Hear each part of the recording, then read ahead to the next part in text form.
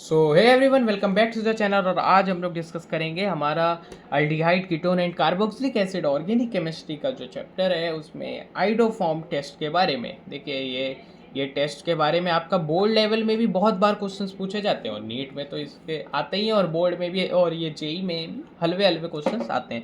Which of the following compound gives yellow PPT with NaOI।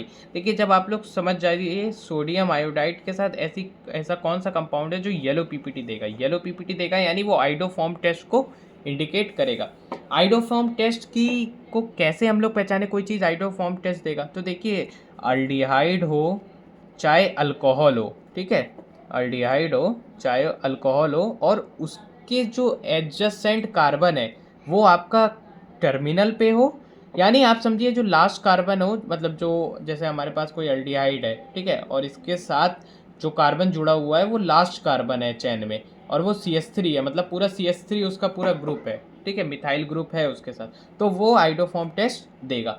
ठीक है, चलिए देख आप देखिए फर्स्ट वाला है CH3 CH2 CO CH3। अब देखिए ये एक आपका अल्डिहाइड अल्कोहल है और कीटोन भी देते हैं क्योंकि ये टेस्ट, ठीक है, अल्डिहाइड में आपका एक ही अल्डिहाइड देता है ये टेस्ट जो कि होता है आपका एसिटल्डिहाइड। ठीक है, याद रखिएगा ये चीज़ आप लोग। CH3 CHO एसिटल्डिहाइड जो है आपका वही केवल आपका आइडोफॉर्म टेस्ट देता है और कीटोन आपके मोस्टली देते हैं। ठीक है, तो देखिए अब ये कीटोन है और ये जो कार्बन है ये कीटोनिक कार्बन है और इसके साथ जो ये कार्बन जुड़ा है, एक ये जुड़ा है एक ये जुड़ा है। अब क्योंकि ये तो CH2 है तो ये तो नहीं देगा और ये CH3 है और मैंने कहा था CH3 अगर ग्रुप है उस कार्बन से जुड़ा हुआ तो वो दे देता है और क्योंकि ये टर्मिनल पोजीशन पे है तो ये वाला देगा।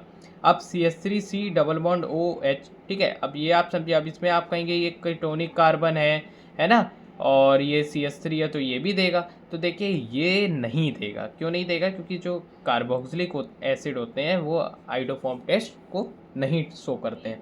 अब CH3 CH2 COH और CH3, ठीक है, अब अल्कोहल भी देते हैं। अब ये जैसे ये अल्कोहलिक कार्बन है, अब इसके साथ एक ये वाला कार्बन जुड़ा है एक ये वाला जुड़ा है और ये वाला CH2 हो जाता है, ये CH3 है तो ये वाला देगा और ये CH3 CH2, अब ये OH, ये भी यहाँ पे CH3 है, ये वाले कार्बन से जुड़ा हुआ तो ये भी देगा।